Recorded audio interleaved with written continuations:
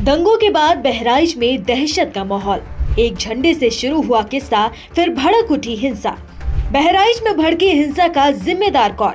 मुस्लिम परिवारों ने आखिर क्यों छोड़े अपने घर? सब आग लगा के लूट भूख लेगी हमारे सबके घर। 13 अक्टूबर की वो तारीख जब बहराइच में दुर्गा प्रतिमा विसर्जन यात्रा के दौरान दो समुदायों में जबरदस्त हंगामा हुआ।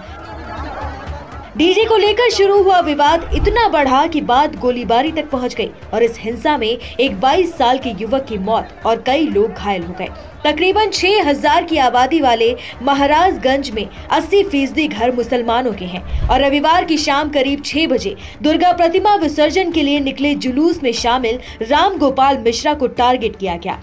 बहराइच में जिस राम गोपाल मिश्रा की गोली लगने से मौत हो गई है, उसको लेकर दावा किया जा रहा है कि वो एक छत पर चढ़कर एक धार्मिक झंडे को उतारकर अपना धार्मिक झंडा लगा रहा था और नीचे भीड़ उसे उकसा रही थी। ये जुलूस जब महाराजगंज बाजार में समुदाय विशेष के मोहल्ले से गुजर रहा था तो दो पक्षों में कहासुनी हुई और इस दौरान छतों से पत्थर फेंके जाने लगे, जिससे विसर्जन में भगदड़ मच गई। जैसे ही हिंसा भड़की, रामगोपाल को एक घर में ले जाकर मौत के घाट उतार दिया गया।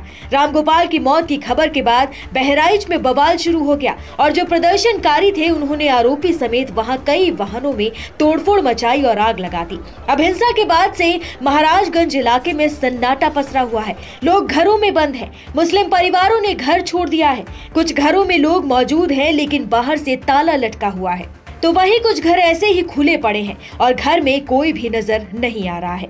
पुलिस ने जब जांच की तो आसपास के करीब ऐसे 20 गांव निकले जिसमें उपद्रवियों की जानकारी मिली और पुलिस को लगता है कि इन्हीं लोगों ने इस हिंसा को अंजाम दिया और तोड़फोड़ मचाई। सुनिए आंखों देखी घटना पर रो रो कर क्या बोली महिला।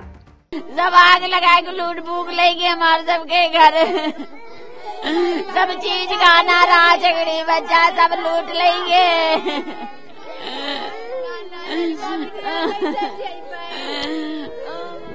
आपको बता दें कि बहराइच हिंसा में गोलीकांड का मुख्य आरोपी अब्दुल हमीद और उसके 2 लड़के नेपाल भाग गए हैं। हिंसा के मुख्य आरोपी अब्दुल हमीद के बड़े बेटे पिंटू की ससुराल नेपाल में है। वो वहां सोने चांदी के आभूषणों का कारोबार करता है। बेटे की ससुराल होने की वजह से मुख्य आरोपी का नेपाल में रहना आसान है। बताया जाता है कि बड़ा बेटा पिंटू नेपाल में रहकर व्यापार करता था। अब्दुल हमीद की महाराजगंज बाजार में बड़ी सोने के आभूषणों की बड़ी दुकान थी। नेपाल से संबंध होने की वजह से परिवार ने कम समय में खूब रुपया कमाया, जिसकी वजह से अब ये मनबड़ हो गए थे। गोलीकांड में मुख्य आरोपी की बात करें तो इसमें अब्दुल हमीद, उसके बेटे रिंकू उर्फ सरफराज और फहीम भी शामिल है।